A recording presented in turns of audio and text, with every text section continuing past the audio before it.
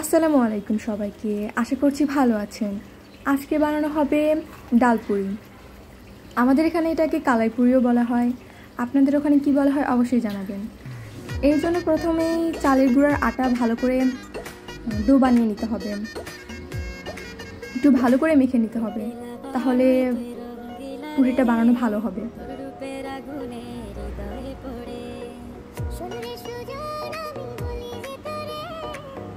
এরপরে একটা রুটির মতো বানিয়ে নিতে হবে। তারপরে এটাকে গোল গোল করে কেটে নিতে হবে।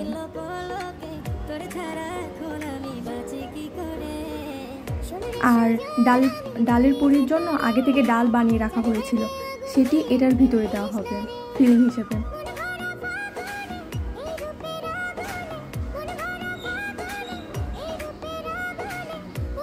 এরপরে মুখটি সুন্দর করে মুড়িয়ে দিতে হবে যাতে ভিতরের ডালগুলো বের হয়ে না যায়।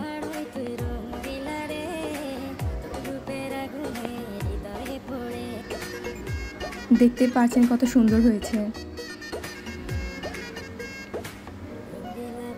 এরপরে এগুলোকে তেলের মধ্যে ছেড়ে দিতে হবে।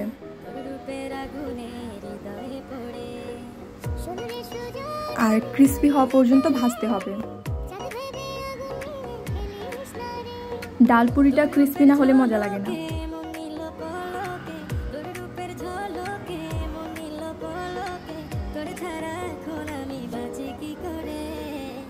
যখন ব্রাউন কালার হয়ে যাবে তখন উঠিয়ে নিতে হবে। দেখতেই পাচ্ছেন কত ক্রিস্পি হয়েছে, অবশ্য খেতেও অনেক মজা হয়েছিল। আজকের জন্য এই পর্যন্তই, ভালো থাকবেন, আল্লাহ হাফেজ।